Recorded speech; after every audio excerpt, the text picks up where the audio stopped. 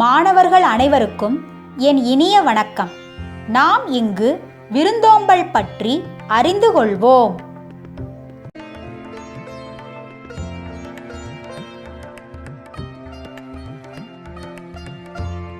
பழமொழி 400.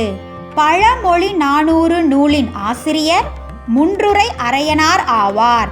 இவர் கிபி 4ஆம் நூற்றாண்டைச் சேர்ந்தவர் என்பர். பழமொழி 400 நூலின் கடவுள் வாழ்த்து பாடல் மூலம் இவர் சமண சமயத்தைச் சேர்ந்தவர் என அறிய முடிகிறது. பழமொழி 400 பதினெண் கீழ்கணக்கு நூல்களுள் ஒன்று. இது 400 பாடல்களை கொண்டது. ஒவ்வொரு பாடலின் இறுதியிலும் ஒரு பழமொழி இடம்பெற்றிருப்பதால் இது பழமொழி 400 என்னும் பெயர் பெற்றது. இந்நூலின் ஒரு பாடல் இங்கு தரப்பட்டுள்ளது. அதனை காண்போம், வாருங்கள். விருந்தோம்பல். தமிழர்களின் பண்பாட்டு கூறுகளில் விருந்தோம்பல் முதன்மையானதாகும். தமக்கு இல்லாவிட்டாலும் இருப்பதை விருந்தினருக்கு தந்து மகிழ்ந்த நிகழ்வுகளை தமிழ் இலக்கியங்கள் பேசுகின்றன. கடையேழு வள்ளல்களுள் ஒருவர் பாரி.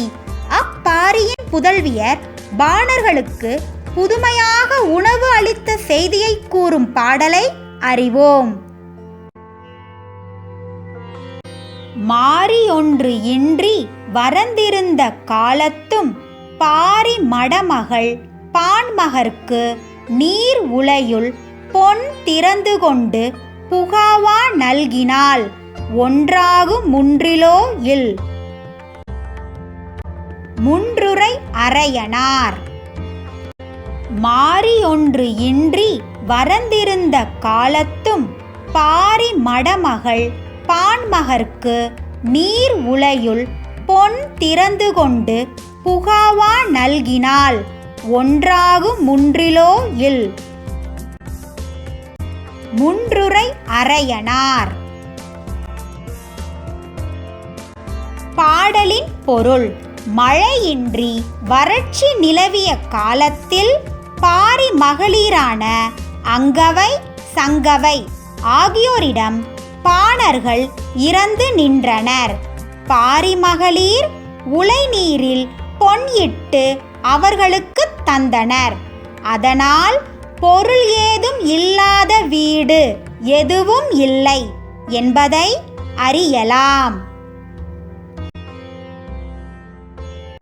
இப்பாடலில் இடம்பெற்றுள்ள பழமொழி ஒன்றாகும் முன்றிலோ இல் என்பதாகும்.